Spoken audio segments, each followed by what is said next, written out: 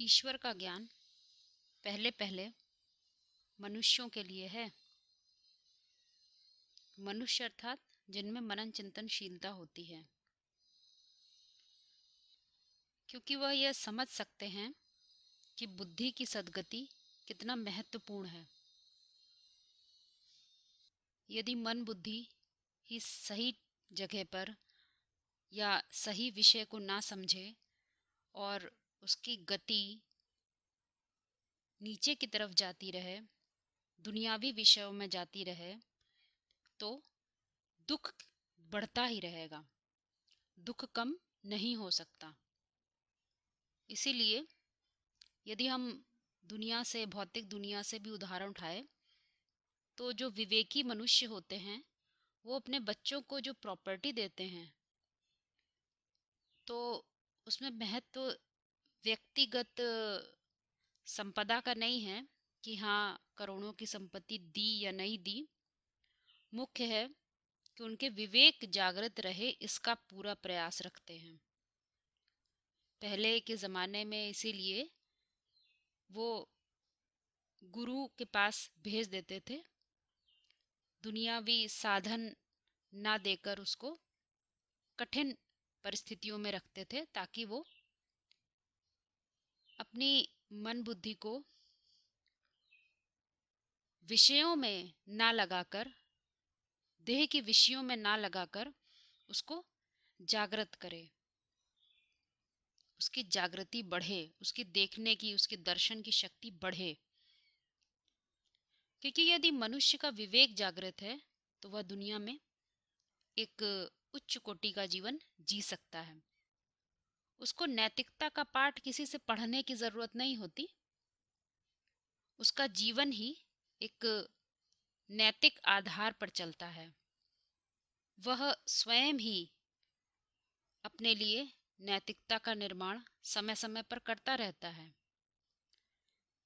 हर जीवन के हर पड़ाव पर वह यह ध्यान रखेगा कि मुझे कितना अपनी बुद्धि से कितना लिम्पायमान होना है और कितना नहीं होना है।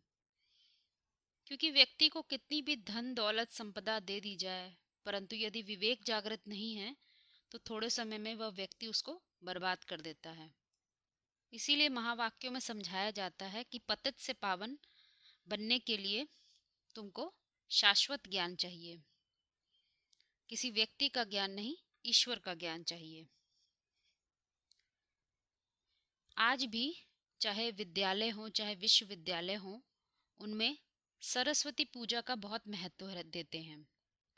सरस्वती पूजा अर्थात वह सारस्वत ब्राह्मण जिन्होंने सार को, ईश्वर के जो ज्ञान है उसके सार को समझा था और उसी का लेन देन किया था। अर्थात पहले बुद्धि को पावन बनना है। बुद्धि को पावन बनेंगे तो विवेक का तीसरा नेत्र जागृत हो जाता है, जिससे सही फैसला होता है क्या सत्य है क्या असत्य है, क्या विनाशी है क्या अविनाशी है। और फिर असत्य के पीछे भागना बुद्धि छोड़ देती है, वह निर्णय कर लेती है। मन भी एकाग्र होने लगता है। जितनी भी कर्म इंद्रियां हैं उनके ऊपर ज्ञान इंद्रियां होती हैं, और ज्ञान इंद्रियों के ऊपर मन होता है, और मन के ऊपर बुद्धि होती है। यदि बुद्धि का विवेक जागृत हो जाए तो वह मन को कंट्रोल में रखती है। तो कोई भी इंद्रिय किसी ऐसे विषय को नहीं ग्रहण करेगी जो विनाशी है, असत्य है। विवेक जब जागृत होता है तो बुद्धि पावन होने लग जाती है। तब ज्ञान इंद्रियों में इतना शक्ति आ जाती है कि वह व्यक्त में छिपे हुए अव्यक्त को देखने में उसकी पावर बढ़ जाती है। अब वही होता है जो वह चाहता है, उसको वही दिखाई देगा जो वह देखना चाहता है, उसके कान वही सुनेंगे जो सुनना चाहता है। जो सुनना नहीं चाहता, देखना नहीं चाहता, वो उसे सुनते हुए देखते हुए भी जैसे दिखाई नहीं देगा। ऐसे व्यक्तित्व को आज हम भूल गए हैं, या कहें जैसे कि हमारी चेतना में वह मर्ज हो गया है। भारतवासी कहते तो हैं कि राम है सर्व का सद्गति दाता, परंतु कैसे, ये बात अब स्मृति में नहीं रह गई है। क्योंकि आज इतनी मनुष्य की मेंटलिटी गिर गई है और इतने विषय भोग इतने बढ़ गए हैं कि व्यक्ति चाहते हुए भी उसकी बुद्धि स्थिर नहीं हो पाती है। तो कहेंगे आज ऐसी स्थिति है जैसे कि किसी का एक्सीडेंट हो जाता है, वह घायल हो जाता है, अब उसमें स्वयं से उठकर चलने की ताकत नहीं रह जाती है। तो क्या कहेंगे, पतित हो गया, अर्थात उसकी बुद्धि में वो क्षमता नहीं रही कि उठ सके और दुनिया का सामना कर सके। क्योंकि दुनिया में तो बड़ी ही भोग विलास की चीजें सामने रहती हैं। अब ऐसे में कैसे सधे बुद्धि, बुद्धि के पास तो मात्र विषयों का ज्ञान रह गया है, नॉलेज ऑफ सब्जेक्ट्स, भौतिक शास्त्र का ज्ञान है, विज्ञान का ज्ञान है, परंतु जो मूल ज्ञान है, जो आत्मा का ज्ञान है, वो तो है ही नहीं। जब आत्मा का ज्ञान नहीं, जब यही नहीं पता हम कौन है, तो फिर ये भी कैसे पता चलेगा हम हमारे अंदर क्या क्या संभावनाएं भरी हुई हैं, हम क्या क्या हो सकते हैं। क्या हम बस एक मात्र एक आम आदमी ही हैं, कि हमारे अंदर एक अनकॉमन मैन भी छुपा हुआ है, कि हमारे अंदर एक बहुत बड़ा व्यक्तित्व भी छुपा हुआ है, एक पुरुषोत्तम नायक भी छुपा हुआ है। इसके लिए आध्यात्म का ज्ञान बहुत आवश्यक है, स्वयं का ज्ञान, स्वयं की खोज, कि मेरे अंदर अभी राक्षस कहाँ छुपा बैठा है, असुर कहाँ छुपा बैठा है। क्योंकि आध्यात्म तो कहता ही है कि तुम अपने मानसिक अवस्था में यदि बदलाव कर लेते हो तो तुम पतित से पावन बन सकते हो।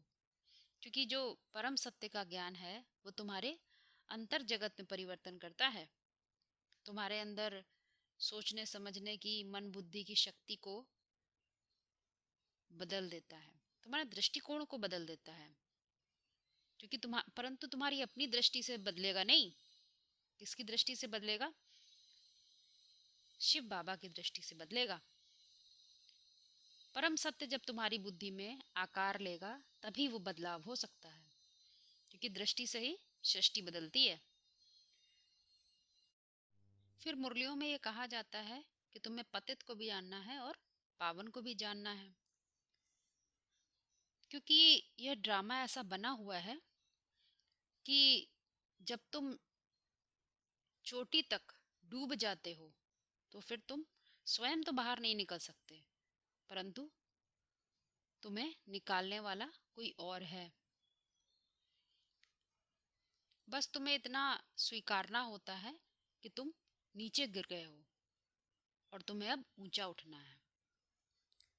जैसे कि अर्जुन, अर्जुन को यह अभिलाषा पैदा हो गई थी, उसको जिज्ञासा हो गई थी कि मुझे अब सत्य को जानना है, मैं ये युद्ध नहीं लड़ सकता, मैं ये धर्म युद्ध नहीं कर सकता, मैं कोई परिवर्तन नहीं कर सकता, मुझे अब बदलना है, परंतु मैं नहीं कर सकता। अर्थात जो देह भान है, जो दुनियावी देह भान है, उसको वह जान जाता है कि अब काम इससे नहीं हो सकता।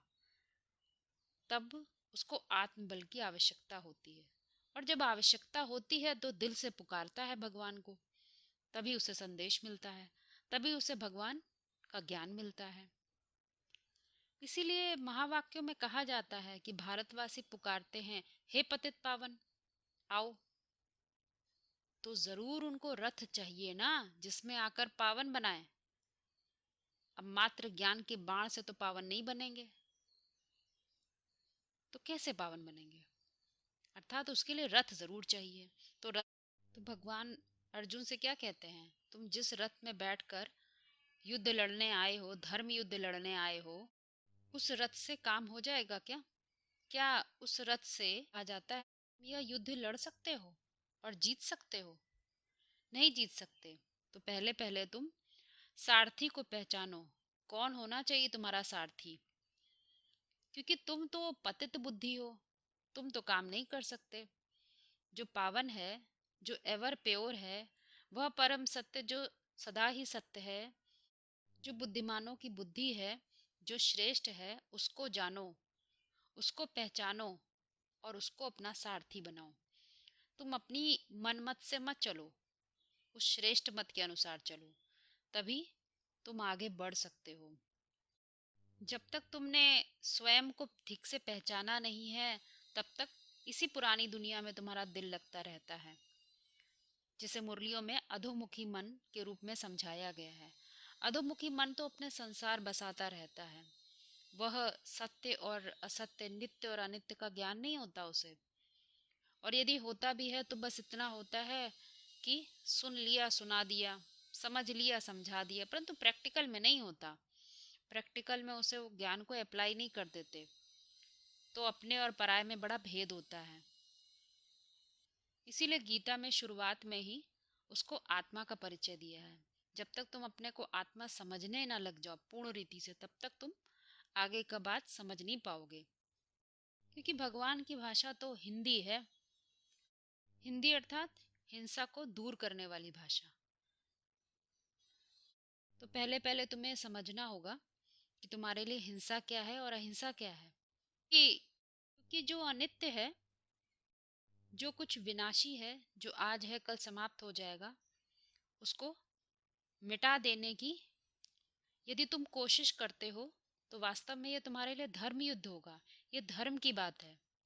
क्योंकि जो देह है, देह से तुम्हें जो दुनिया दिखाई दे रही है, वो तो कलह क्लेश की दुनिया है। वो तुम चाहो या ना चाहो, वो तो मिट ही जाएगी। परंतु तुम मात्र उसमें सहयोग दे सकते हो। इसलिए हे अर्जुन, तो पहले तुम अपनी जो पतित बुद्धि है उसको तो पावन बनाओ। बुद्धि में सारी परिभाषाएं आत्मिक होनी चाहिए, दैहिक नहीं। क्योंकि दैहिक भाषा होगी, दैहिक परिभाषा होगी, तो तुम कहीं अपना और कहीं पराया लगाने लगोगे। और अपना पराया तो कुछ आत्मा के स्तर पे होता ही नहीं है। सभी आत्माएं हैं। हमें मूल रूप में सिर्फ अपने धर्म निभाना है, स्वधर्म। तुम्हारा सिर्फ इतना ही कर्तव्य है कि भगवान की कही हुई बातों को समझो और उसके आधार पर चलो। क्योंकि रथ में तुम बैठे जरूर हो, परंतु उस रथ का सारथी कौन है? ईश्वर है। तो पहले इस परिभाषा को ठीक ठीक समझ लो, तब तो मैं आऊं तुम्हें समझाने, नहीं तो मैं कैसे आऊं? इसीलिए बार बार मुरलियों में समझाया जाता है कि किस में आऊं। तुम पुकारते तो हो कि हे पतित पावन आओ, परंतु आने के लिए रथ तो जरूर चाहिए ना। पिछली क्लासेस में बात चल रही थी कि जो पतित पावन सीताराम कहकर बुलाते नहीं, वो पतित से पावन बनते भी नहीं। ये मुरली महावाक्य जो है, इसमें एक राज छिपा हुआ है कि जब तक साकारी स्टेज है, बुद्धि दुनिया में ही लगी हुई है, या कहें अधोमुखी मन है, तब तक मात्र भक्त हैं। और भक्त बुलाते रहते हैं ओ गॉड फादर। परंतु जब तक देह का अब जो अभिमान है वो चूर चूर ना हो जाए, तो भगवान नहीं आ सकता। देह अभिमान चूर हो जाए तो जैसे भगवान साथ ही है। जब तक मन की अधोमुखी अवस्था है, तब तक बुद्धि में अनेकों प्रकार के व्यक्तित्व प्रभावित करते रहते हैं। कोई एक व्यक्तित्व नहीं होता। क्योंकि जब हम ड्रामा में रोल प्ले करते हैं, तो एक ही व्यक्ति में अनेकों व्यक्तित्व कार्य कर रहे होते हैं। समय अनुसार अलग अलग व्यक्तित्व इमर्ज होकर कार्य करते हैं। एक व्यक्तित्व दूसरे व्यक्तित्व से पूर्णतः अलग होता है। और हमारी बुद्धि में उन सभी की पहचान भी होती है। मान लीजिए कोई व्यक्ति एक जगह पिता है, एक जगह ऑफिसर है, कहीं का मकान मालिक है, कहीं पर वह छोटा भाई है। इस तरह से अलग अलग व्यक्तित्व हैं। और अलग अलग व्यक्तित्व होते हुए उसको प्राप्ति सबसे अलग अलग प्रकार की है। तो वह अपनी प्राप्ति के आधार पर सबसे व्यवहार करता है। कोई आत्मा समझ कर व्यवहार नहीं करता, उनको देह समझकर ही व्यवहार कर सकता है। क्योंकि यह ड्रामा एक व्यवहारिक जगत है। ये सारे ही व्यक्तित्व उसके ड्रामा के अंदर के व्यक्तित्व हैं और सभी से कहीं ना कहीं कोई कामना है, कहीं ना कहीं किसी से लोभ है, मोह है। तो ये सब काम करते रहते हैं और इसी विकारों के आधार पर हम उनसे व्यवहार करते हैं।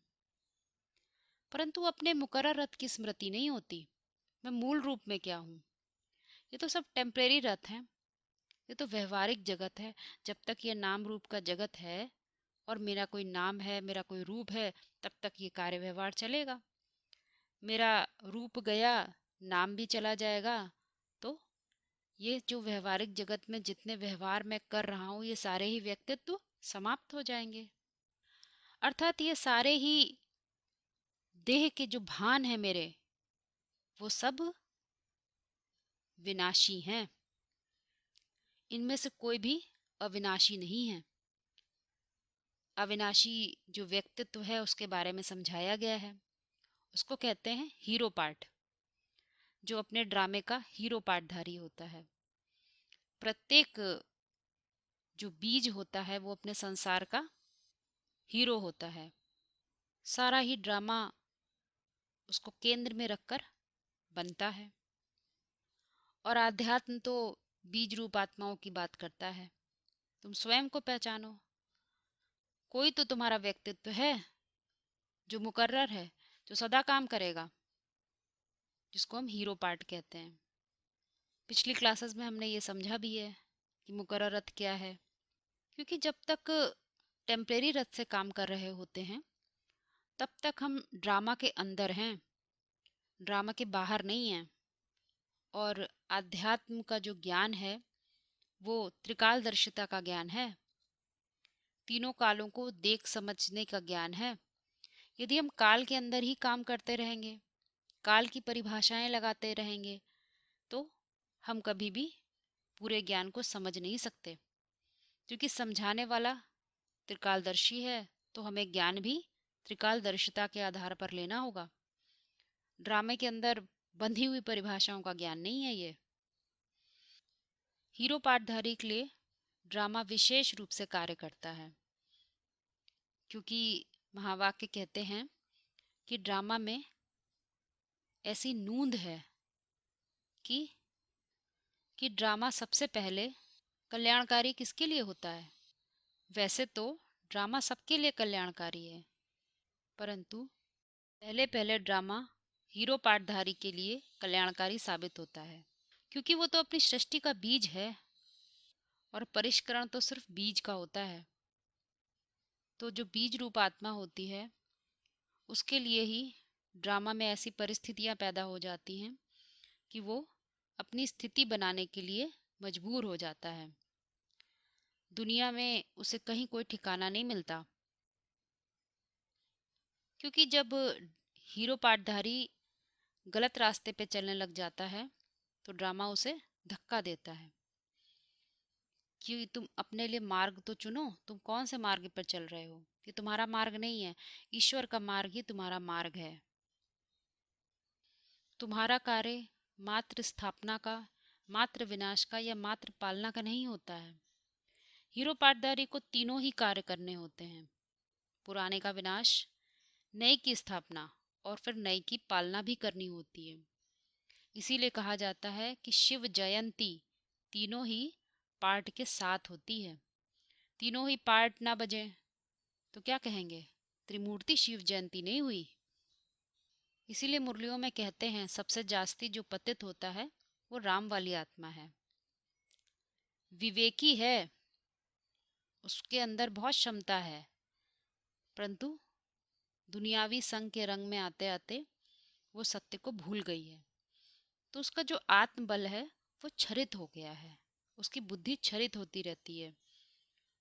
तो अब उसको वापस अपनी स्थिति को पकड़ना है, तो क्या करना होगा, आत्मा के बल को फिर से इकट्ठा करना होगा।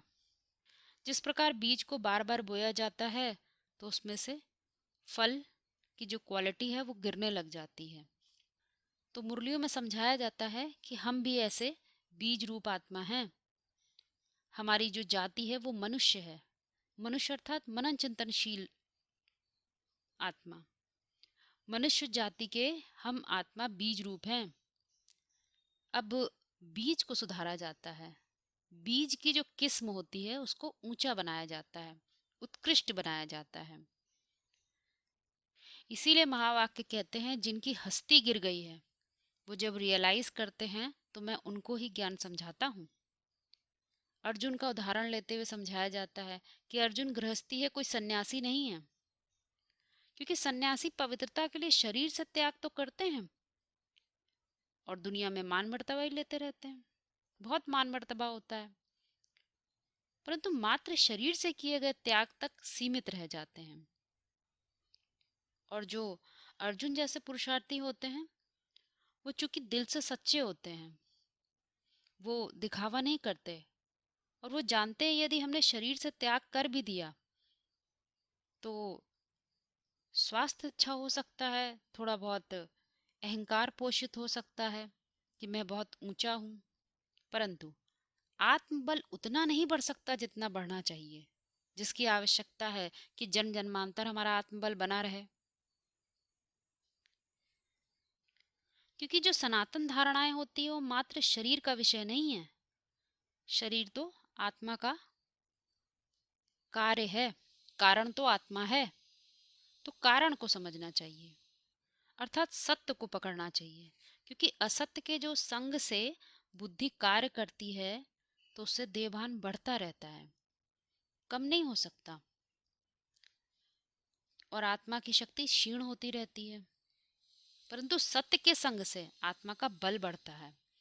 इसीलिए मात्र धारणाओं को नहीं, धारणाओं के पीछे छिपे हुए कारण को भी जानना चाहिए, सत्य को जानना चाहिए। त्रिमूर्ति के चित्र में भी एक अधोमुखी मन की अवस्था दिखाई है। साकारी स्टेज वाला ब्रह्मा, उसका जो वस्त्र है उसको वस्त्रधारी दिखाया है, और जो शंकर को दिखा दिया है उसको निवृत्त दिखाया है। अर्थात देह भान रूपी जो परिभाषाएं हैं वो उसका यूज नहीं करता, मात्र आत्मा की परिभाषाओं को यूज करता है। देहभान रूपी वस्त्र उसने नहीं ओढ़ रखा है। जब तक देहभान रूपी परिभाषाएं काम करती हैं तब तक सत्य पूरा स्वीकार ही नहीं होता। इसीलिए शंकर का जो चित्र है वो जल्दी सब समझ में नहीं आता है, क्योंकि उसको केवल समझना नहीं होता, उसको प्रैक्टिकल में जीना भी होता है।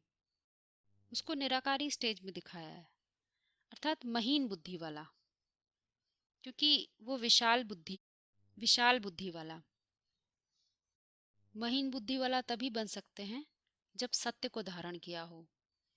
इसीलिए सच्चाई को कहते भी हैं, जो सच्चाई है या सोना है उसमें मोल्डिंग पावर बहुत होती है, लचीलापन बहुत होता है, उसको मोल्ड किया जा सकता है। तो जिसने सच को धारण किया होता है वो जैसे कि एक धनुष के समान है, उसका व्यक्तित्व, वो व्यक्तित्व इतना लचीला है कि उसको चाहे जैसे मोड़ सकते हैं, उसमें मोल्डिंग पावर आ जाती है। या कहें पुरुषार्थ के रास्ते में वो जितना लचीला है और जिस लचीलेपन के कारण ही परम सत्य उसकी बुद्धि में आकार ले सकता है।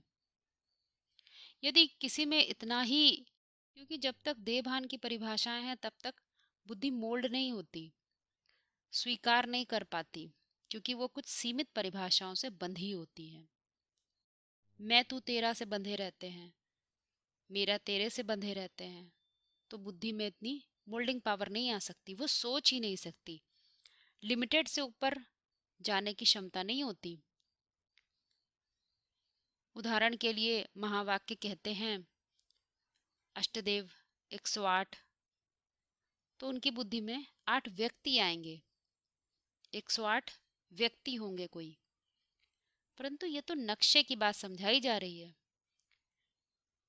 जो शंकर है, शंकर तो त्रिमूर्ति में से एक चित्र है, वो चित्र में कैसे कैसे कार्य होते हैं, कौन कौन से स्तर होते हैं आत्माओं के, उसको समझाने के लिए ये परिभाषाएं दी गई हैं, अष्टदेव 108 16,000। क्योंकि यदि ये कोई व्यक्ति होते तो मुरलियों में ये नहीं कहा जाता कि 16,000 नसें नाड़ियां होती हैं। तो 16,000 नसें नाड़ियां किसकी हैं? तो इशारा दिया गया है विराट पुरुष की। अर्थात ये एक नक्शा है जो हमें समझाया जा रहा है। जब हम ज्ञान को इस तरह से समझते हैं, अर्थात आत्मिक परिभाषाओं के आधार पर समझते हैं, तो बुद्धि पतित से पावन बनने की संभावना बढ़ जाती है।